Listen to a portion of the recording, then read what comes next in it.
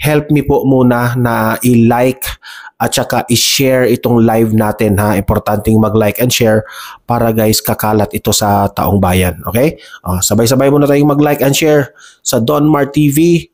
1, 2, 3, go! Ayan, thank you very much.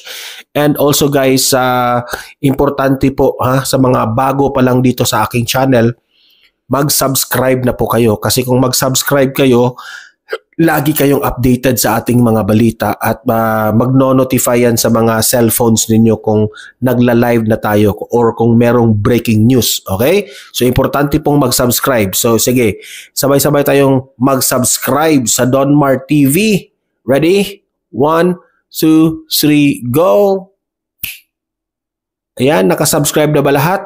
Dinudulog po natin ito sa ating mga mahal na hukom, no? Sila na po ang may discretion po kung ano po yung ibibigay nila na karampatang penalty habang tumatakbo po itong kasong final natin. Nananawagan din kami na isuspend, no? Sana yung lisensya habang pending yung aming case against kay Pangulong Duterte. Naipasa na kaninang umaga ng mga kaanak ng mga biktima ng extrajudicial killings at ng mga human rights advocate sa Supreme Court ang disbarment complaint laban kay dating Pangulong Rodrigo Duterte, kung kaya humihiling ang mga ito na suspindihin muna ang lisensya sa pagkaabogado ng dating Pangulo.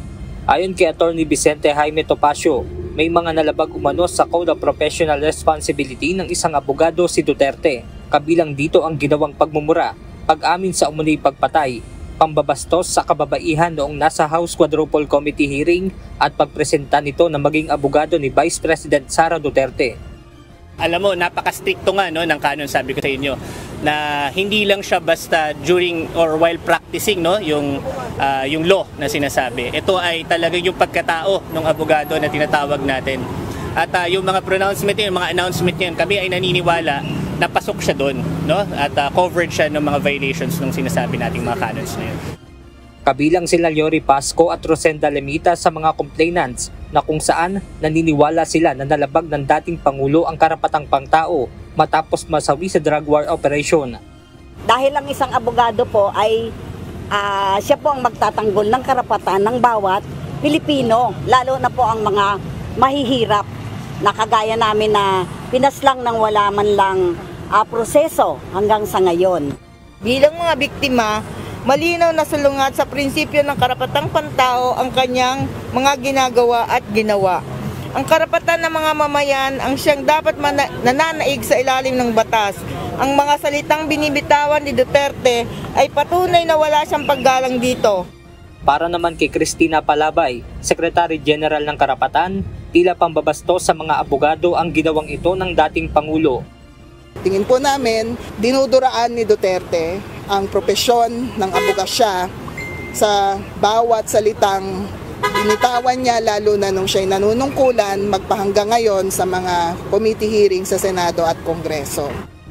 Sinabi naman ni dating presidential spokesperson Attorney Salvador Panelo na mababaw anyang dahilan para madisbar ang dating Pangulo yung pagpresenta nito na maging abogado ni BP Sara. Ay, in other words, ayaw nila mga abogado yung tatay. Oh, bakit naman? Ano bang kinakatawag nila kay PRD? Diba parang wala, kung yun lang ang reason nila, hindi ba didisbar yun? Kailangan lumabag ka sa mga alituntunin ng Integrated Bar of the Philippines at ng batas. Otherwise, kung ang reason mo lang, ayaw namin mag-abogado ka sa anak mo, masyadong peke yun.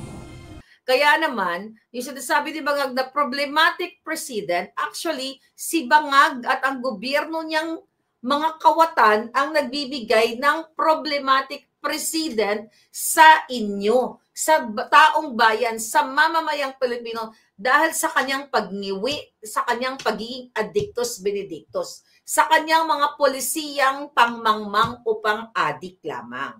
So yun ang totoong problematic president. Lahat ng ginawa ni Bangag, ang korupsyon, ang pangidnap nila sa anak ni distressed mother, kasabwat si Teddy Boy, si Lisa Tanas, isap kung sino-sino pang kinasabwat nila, DOJ,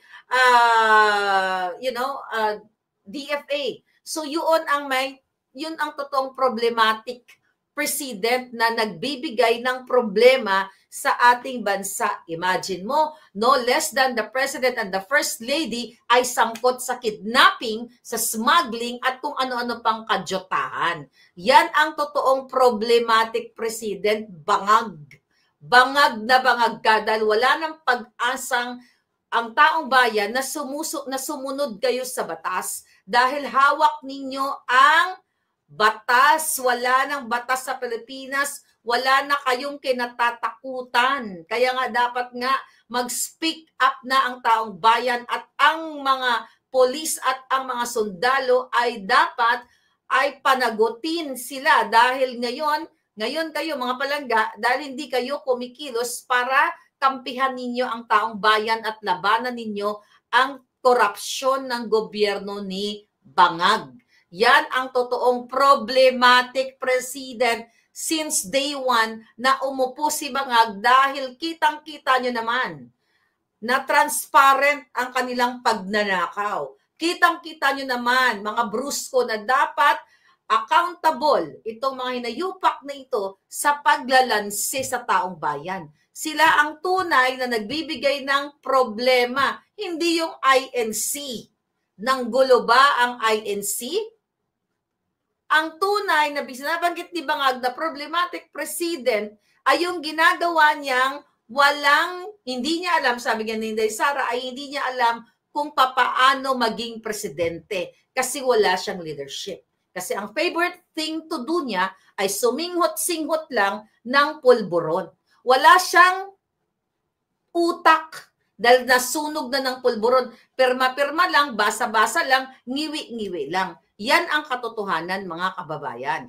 Kaya yung mga sinasabi nila dito sa INC rally na problematic president, mga sinasabi ni Bangag, natatakot sila dahil nakita nila yung dami ng tao. Sabi ko nga sa inyo kagabi, yung nakikita ko, yung opinion ko sa nangyari sa peaceful rally, ito ay statement na kayong mga Bangag, ayusin nyo yung pamamahala ninyo. Itigil nyo yung pagnanakaw, inigil nyo yung panggigipit, o lahat ng kadyatahan ninyo, or else, mas marami pang magsasalita sa kalsada. Diba? Yun yung nakikita natin kasi wala ng tiwala ang mamamayang Pilipino sa inyong mga Bangag.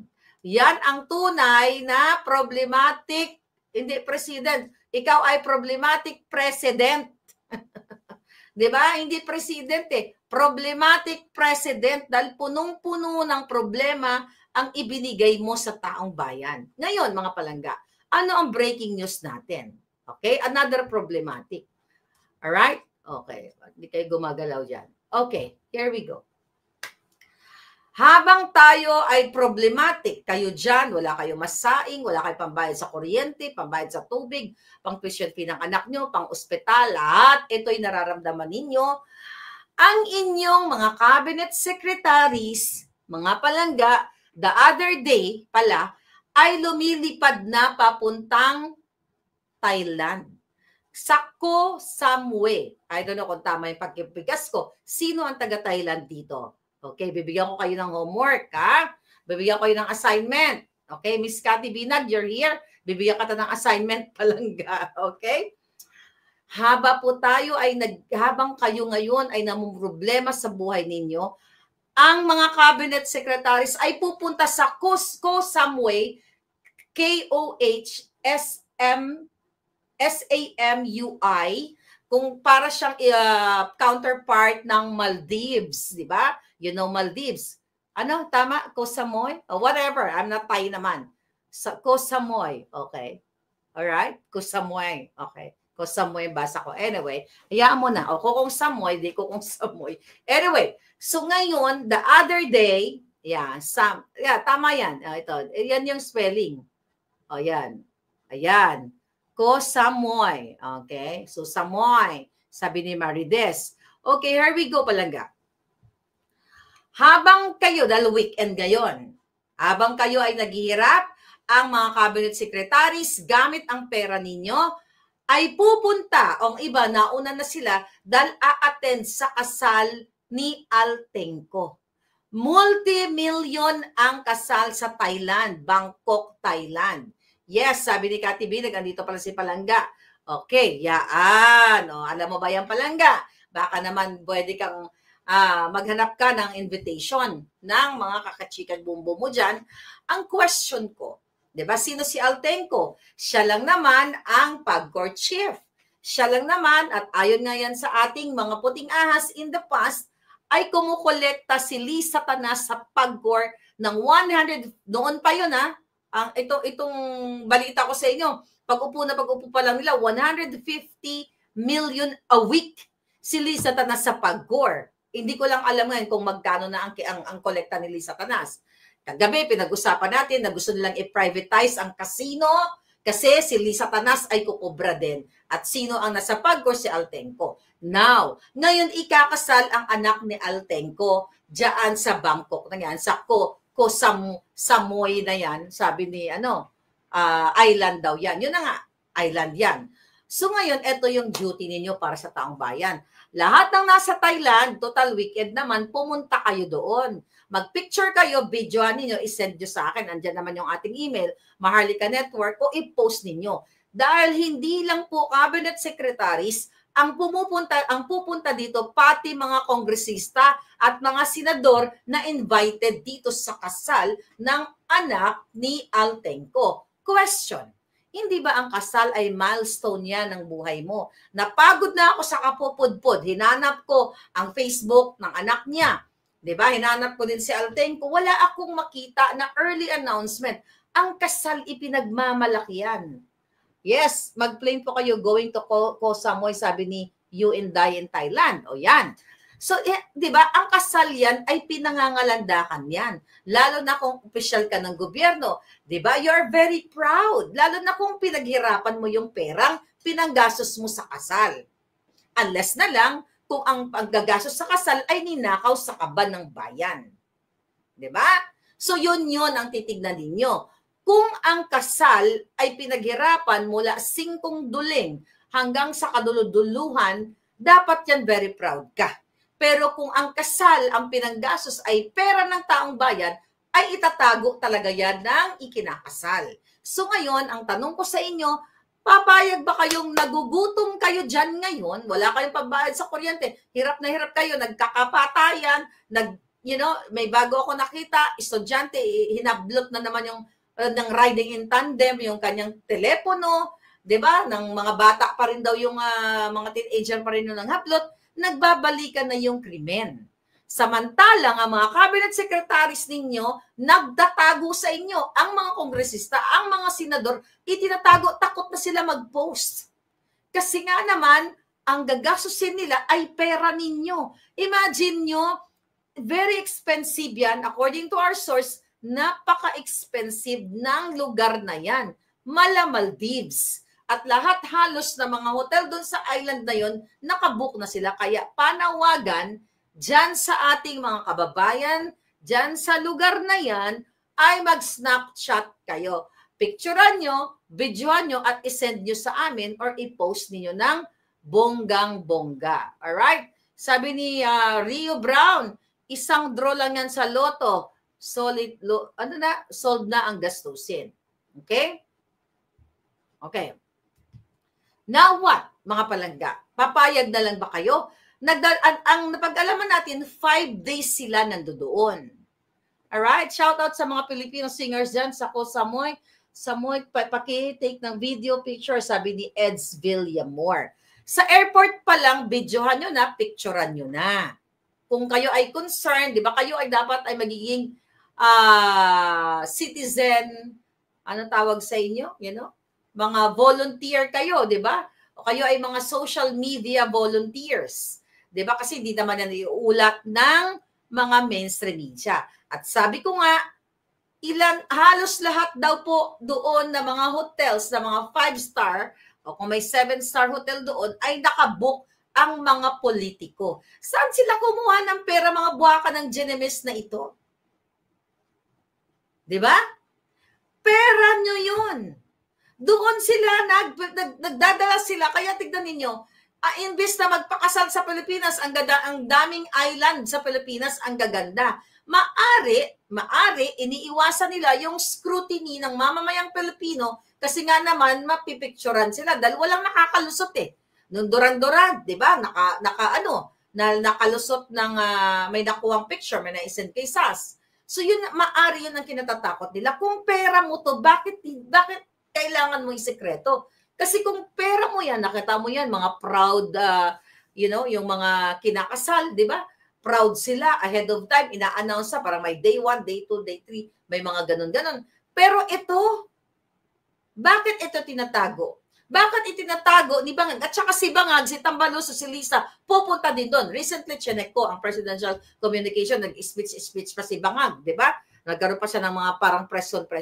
Mamaya, I think Friday dyan, mamayang gabi, or baka ang kasal yata is Saturday. I'm not sure kung Saturday or Sunday, Kasi nagpapahanap pa ako ng invitation. Okay, shout out naman dyan sa mga politikong naimbita na may pagmamahal sa bayan. Baka pwede kayo mag-send ng invitation. Ito lagi yung sinasabi natin mga palangga, kawawa kayo. Sabi ni Palangga Cathy Binag, ordinary rooms sa mga hotels na yan na may discount is 25,000 up. Have you been there, Cathy Palangga? Ako nakarating ako sa Thailand pero hindi ko alam na may mga ganyan palang hindi naman 2 days lang naman ako doon. Hindi ako masyado nakapag-explore, I believe. So anyway, 25,000 pesos per day. That's only $400. Nung pumunta kami ng Paris, gumastos kami $700 per day. Pero hindi yun pera ng bayan. At hindi ako mahihiyang sasabihin sa inyo kasi hindi nyo pera yun, hindi yun pera ng bayan. Pero ito, that's only $400 nga lang, di ba? Pero anyway, pinakamababa yun, sabi ni Cathy. Anong ikakahiya mong gumastos ka ng 1,000, 2,000 kung iyon ay pinaghirapan mo, kung hindi mo ninakaw? Di ba? Pwede ka mag-show off, mag-emote-emote, mag-reels ka, kasi pera mo yun. Pero kung ninakaw sa kaban ng bayan, katulad ng mga cabinet secretaries, mga kababayan, bakit ito sekreto? Dapat proud sila kung ito ay pera nila. Imagine mo, nung bago magpasko, may panawagan pa si Bangag na dapat daw yung mga government institutions ay hindi dapat nagpapabongga o fabulous na mga party kasi nga, galing sa baha, galing sa kalamidad, mahirap ang Pilipinas. Pero yun ay bullshit lahat. Kadyutahan lahat ng presidente niyong Bangag. Mamayang gabi, okay, abangan ninyo. Dahil confirmed ito. A1 information ito. Mamayang gabi, baka lilipad na yan sa Thailand. Dahil nandoon na ang mga cabinet secretaries na una na nag-i-enjoy na sila doon. Pera nyo to. Pera nyo to lahat Palangga. Isinisikreto sa inyo. Pera ng bayan to. Ulit-ulitin ko sa inyo. Kung pera nila to, bakit sikreto? Katulad ng ginawa sa Duran-Duran. Isinikreto nila. Lahat. Wala na ba talaga kayong malasakit, mga bruskong mga pulis at mga sundalo? Alam ko, galit na kayo sa mga Bangag. Alas na lang kung Bangag kayo. Ayaw nyo ba talagang umayon sa katotohanan? Ayaw nyo ba talagang kumampi sa taong bayan na sumumpa kayo? Nangako kayo sa flag at sa Diyos na gagawin nyo ang inyong tungkulin para sa Diyos at bayan. Pero nakita nyo na wag na kayo magmangangan, mga giatay kayo. Diba? Sabi ni Joan Pantoha, party sila dito, party sila doon. Exactly mga kababayan. Ano pa ba? By the way, diba? Ano ba yung isang title natin? Yung naiulat ko sa inyo. Yung backdoor ni Lisa Tanas kay President Trump. Okay? Mukhang hindi na pagbigyan si Hitad. Okay? Si Lisa Tanas. But anyway, balik muna tayo dito sa Thailand na ito. Okay? Nakikita nyo ba mga Palangga? Sabi ni Philippine Shield kasi mga nasa Comelec incompetent pala yan. Sila sa 166 million. Ayan. Mamaya pag-uusapan namin ni Attorney Glenn Chong yan. Babalik kami mamaya mga Palangga. So anyway, araw-araw tayong may expose halos dito. Ibinibigay ko sa inyo kung ano nangyayari. Yun nga, yung pagbabackdoor ni Lisa Tanas, pumunta ng Amerika. Sabi ko sa inyo eh. Kayo dyan, pag nakita nyo si Lisa Tanas, kayo sa airport, lahat yung mga hayop na yan, okay? Oh, by the way, kumusta naman? Yung anak ni Lisa Tanas, si Simon. 4 days, 5 days ago, kasama mo si Lumagi at saka sila Michael. Masan kayo pumunta? Nasa lounge kayo. May nagchika boom boom sa akin. Ang anak ni Lisa Tanas, yung BIR chief. Hindi, yung asawa pala, si Carmela. Okay. Anong ginawa ninyo? Ano na naman ang hinakot ninyo? Kasama pa si Michael Ma. Kailan yun? Nung January, I think, 12 dyan sa Pilipinas. January 12 sa Pilipinas. Ganito po kayo paglaruan ng gobyerno ni Lisa Tanas at ni Bangag. Ngayon, sinasabi ko sa inyo, yung ginawa niyang backdoor ay para umarte-arte, magdrama-drama, para imbitahin si Bangag Jr. sa inauguration ni President Trump. Ngayon, anong ibig sabihin nito mga palangka? Siyempre, ito ay kanilang, what do you call it? Ito ay optics ni Lisa Tanas. Diba? Desperado na kasi ito mga palangga eh. Napaka-desperado na ni Bangag. Siyempre nga naman, kung mapagbigyan, sasabihin niya, okay, tamo, si Bangag, ang asawa kong Bangag, ay inimbitahan. At hindi ito maganda. Ayaw ni Trump yan. Magkakaroon ito ng epekto sa ating diplomatic relation. Di ba? Kasi bakit itong mukhang palakang na sub-sub yung palakang si Lisa Tanas. Di ba? Yung butod na kagiron. Okay? Ang butod na kagiron, ito ba siguro sabi ng mga tao ni Trump, ito ba yung asawa ng addictus? Mukhang natuyot na ng alak at addict talaga, no? Si Lisa Tanas, sino yan? Mukhang may galis or kagiron. 'Di ba? Anong ginagawa nito dito? Desperado na ba ito? Kasi ang purpose niyan para makakakita sa buong pang-international, oh wow, si Bangag Jr. ay naimbitahan. Yun ay gusto lang niyang ma-recognize ang kanyang asawang Bangag. Pero it's too late dahil nakarating na kay Trump ang addictus benedictus niyang video. Diba? Yan ang akala mo, Lisa Tanas, ay magugoyo mo si Lolo Trump. Okay? Tignan natin kung ano ang magiging, the moment na umupo siya, kasi sa January 20 is inauguration na, no? So tignan natin kung ano magiging impact yan, mga palangga. Kasi gusto palabasin ni Lisa na malakas sila kay Trump. Diba? Malakas sila. Kasi nga naman, uutuin na naman, hindi uutuin, makikipagtutaan na naman itong si Bangag at saka si Lisa Tanas para ma-maintain ang kanilang kawalang hiyaan. Yan mga palangga. Kasi parang isi-stage lang ni Lisa yun eh. Para kunwari, it's either pag naimbitahan or magpapag-share sila ni Trump together. Diba? Yun ay palabas lamang. Sarsuela Acting 101. But again, meron itong, meron itong impact sa ating mga mamamayang Pilipino. Siyempre, kung ganyan ang First Lady mong Bangag at tuyot na tuyot, makita ni Trump, iyon ay magre-represent sa ating lahat, sa inyo lahat dyan, na mamamayang Pilipino, na bakit ganito ang presidente ng Pilipinas, parang tigi. Alam mo yon, kuritot, alam mo yung kuritot na ampalaya na kuritot? Yung kuritot is kulubot. Diba? Alam mo yung ampalayang hindi lumaki? Yun si Lisa Tanas. Yun siya. Siguro sabi ni Trump, bakit ganito ang First Lady ng Pilipinas? Parang tuyot na ampalaya na hindi nadiligan or hindi na abunuhan. Diba? O hindi nagkaroon ng fertilizer. Kulang sa nutrisyon kasi nga laklak ng jalak at tira ng polboron. Tignan mo, hindi nga makasukasuhan si Kati Binag, andyan lang yan sa Pilipinas, Kasi takot si Lisa Tanas, baka bumulagta sa kanya ang ebidensyang siya ay addictus benedictus. Ito, ang akala ni Lisa Tanas ay mamanipula niya si Donald Trump, si President Trump.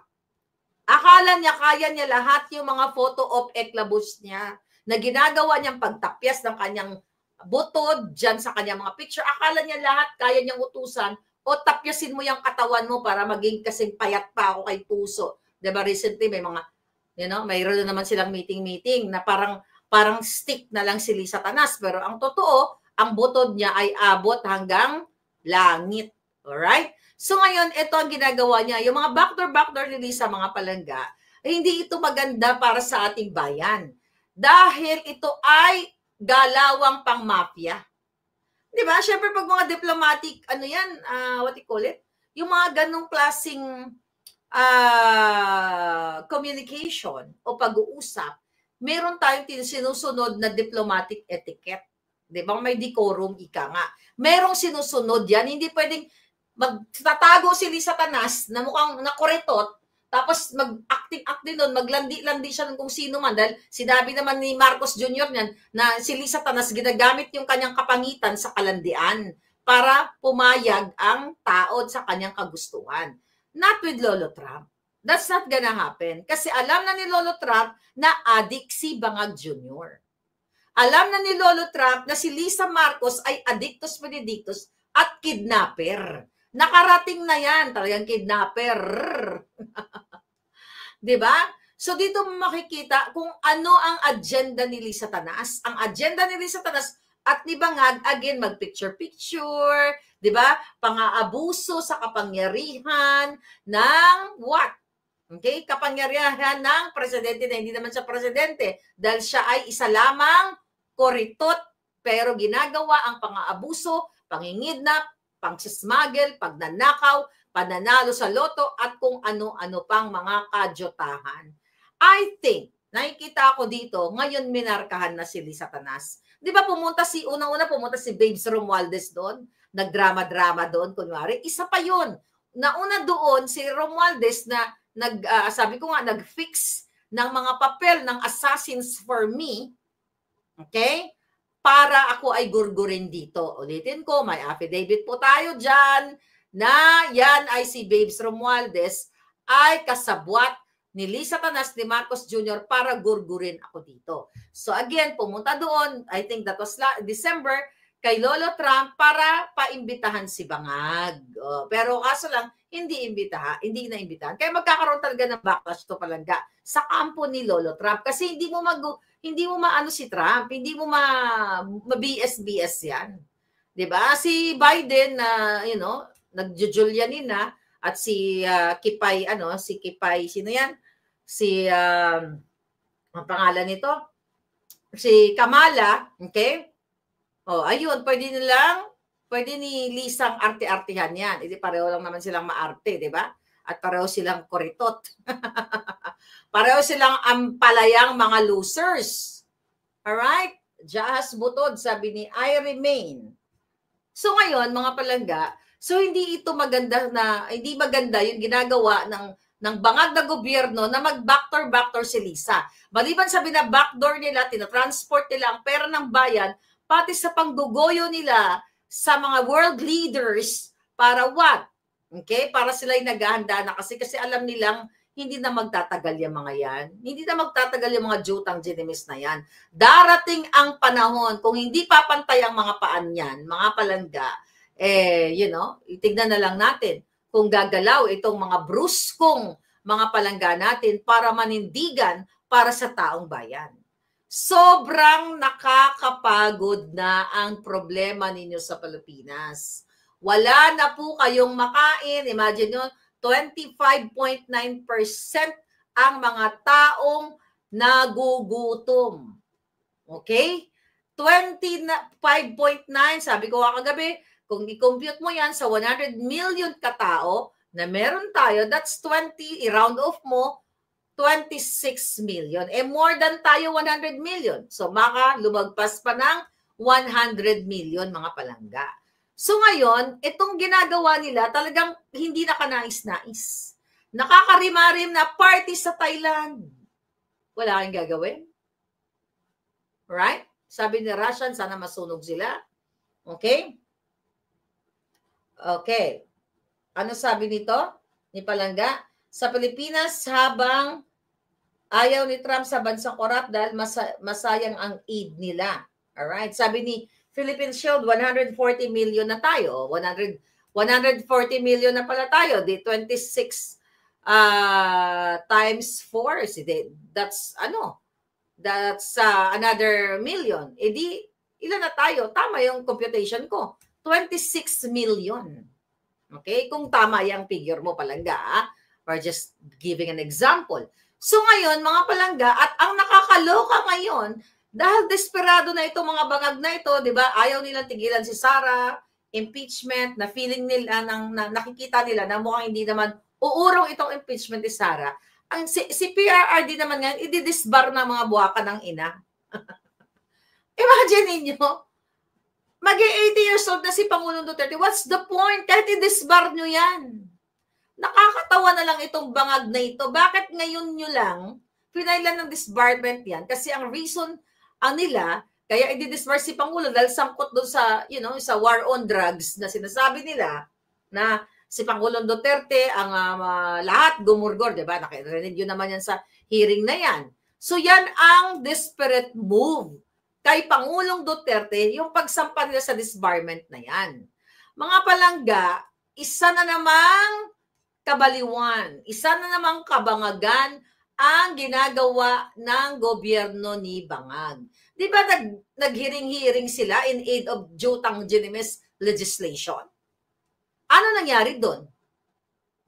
Meron bang nagawa na, ano tawag dito? Meron ba silang na-amend na batas o naipasang bill, na-amend, natanggal o kung ano pa man? Doon, in particular doon sa pulburon or sa usaping D, meron ba silang naisulat na batas o naisulong na bill dahil doon sa kadyotahang in aid of prosecution or in aid of what? Contempt? Hanggang ngayon si Colonel Grijaldo nakakulong pa rin. Nakita niyo ang kawalan ng batas, hustisya sa ating bayan. Ngayon isusulong yung impeachment ni Pangulong Duterte. Nakakatawa yan. And for sure, tatawanan. I don't know kung may statement pa si Pangulong Duterte tungkol dyan. Pero mga Palangga, ito ay talagang gusto nilang sirain ang Pangulong Duterte. Imbis na bigyan kayo ng murang bilihin, pababain ang mga presyo ng mga services, kuryente, tubig, at kung ano-ano pa, pamasahe, taasan ng sweldo, walang ginawa ang gobyernong ito kundi isulong ang panggigipit, ang panglalabis dito sa mga Duterte na ito. Recently, gumawa sila ng gimmick na ang Davao daw ay napaka-most traffic city. Pero nalaman ng mga magagaling natin na yung picture na ginamit nung survey na yon, nung punyetang firm na yon, ay Cubao. Bakit nila ginagawa ito ng bangag na administrasyon? Again, desperado na po sila. May nagbabadya, may nakikita silang mga pangyayari na hindi na nila kayang malusutan ito. Yan po ang nakikita natin. Dahil kung gusto nilang i-impeach ang Pangulong Duterte, bakit ngayon lang? Bakit hindi noon, the moment na umalis si Pangulong Duterte, kung nakita pala nila na ito ay hindi maganda ang ginawa ni Duterte ng war on drugs, not impeach, not impeach. Disbarment, si Sara palang impeach. Kung gusto nilang i-disbar si Pangulong Duterte, bakit ngayon lang? Yun ang malaking katanungan. Well, you know the answer. Kasi November of 2023, sinabi ko na sa inyo na anong targetin nila? Si Duterte, mga vloggers, si Pastor Quiboloy, si Maharlika. And look at, other vlogger now, hanggang ngayon, si General Macanas ay may battle pa rin dito sa sinampas sa kanya ng dating chief ng PNP.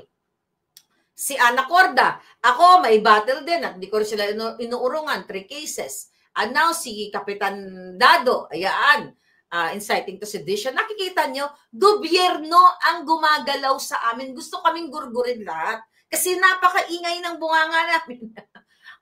Si General Macanas, hindi naman maingay yan. Malumanay nga yan mag-vlog eh. Tignan mo, anong ginawa dyan? Pinailan ng kaso ng buwaka ng inang si Ana Corda. Actually, yung common friend namin, nung pinailan na nung binolja ko yan, nakiusap pa na medyo, wag kong tirahin si Ana Corda, yung putang inang yan. Nakita nyo lahat, demonyo. Lahat. Tignan mo ngayon, sino ang nag-file kay Dado? Si Torre. Yung hinayupak na yan. Utos lahat yan ng Marcos administration. Ni Bangag, lahat ng kritiko, gugurgurin, padala ng assassins o kung ano pa man. Kasi ayaw nilang nakikriticize sila. Ngayon, nataranta na naman sila sa ating expose na ang mga cabinet secretaries ay lumilipad na papuntang Thailand at magpa-party-party ang mga yawa. A-attend sila ng kasal ng anak ni Altenco. Ulit-ulitin ko, kung yan ay pera nila, bakit sekreto ang pagtatravel ng mga cabinet secretaries? Bakit hindi nila sasabihin, mga kababayan, kami po ay nagtatrabaho ng hard-earned money namin ito bilang public official, kami po ay mag-enjoy sa Thailand. Karapatan naman nila mag-enjoy. Pero dapat pera nila, hindi pera ng bayan. Pero bakit sekreto? Again, kasi alam natin ito, mga jutang genemis na ito, gumagastos ng pera ninyo. Kita nyo, habang kayo ay tagutom, galit na galit ako, habang ang mga anak nyo ay walang gatas, habang kayo ang kinakain nyo ay lugaw, asin, tuyo, noodles, o iba wala pa saging, o masarap naman yung saging, di ba? Sila ay nagpipiesta sa harap ng pagkain, sa alak, pati siguro sa droga, sa pulburon doon. Kasi marami doon, sa lugar na yon, sa area na yon, ay nagpupulburon na mga na mga dayo. Okay? Well, since si Bangag ay may immunity, pwede talaga siya magpa-buffet ng pulburon doon. May immunity yan eh. Di ba? Kahit sumingot sila doon sa kwarto, hindi naman natin check yung kanilang bagahe, lalo na ni Bangag. So, pwede siyang maglatag ng mukbang or smorgasbord, o anong tawag dyan, yung nagkakamayan, di ba? O, ng singhutan pala, hindi kamayan. O, singhutan ng pulburon. So, bakit doon? Pwede gawin nila yan, mga palangga. Pwede nilang gawin yang magsinghutan sila doon. Ang question ko nga uli, balik tayo kay Pangulong Duterte, nakakatawa. Actually, hindi ako nagagalit. Hindi ako nagagalit na i-disbar ang Pangulo. Ha? Anyway, nagpa-practice pa ba si Pangulong Duterte? Hindi ba naman mga tanga itong mga jutang genemis na ito? Kung didisbar nila si Pangulo, ano mangyayari?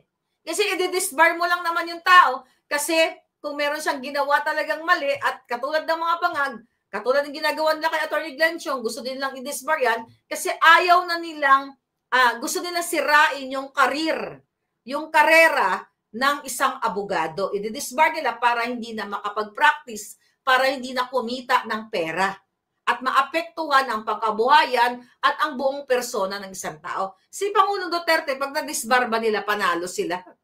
Di ba? Retired na yan. Nagtuturo pa, kung nagtuturo siya, instructor or, lawyer, ano pa ba yan? Nagpa-practice pa ba yan? Oh, yan yung sinasabi natin. Kaya nga nakakatawa na lang itong Bangag na administrasyon na ito, mga palangga. Anong kadyutahan ito? Imagine niyo mga palangga, ayaw tigilan si Sara, ayaw tigilan tayo mga vloggers, tayo mga kritiko. Hindi pa na kontento, ito si Pangulong Duterte. Ito ay pakikipag sa buwatan ni Bangag sa mga rebelding NPA, kung sino yung nag-file na yan ng disbarment na yan, sila din yung mga taong yan. Magkakasabot kasi gusto nga burahin si Sara Duterte, ang mga Duterte sa political spectrum.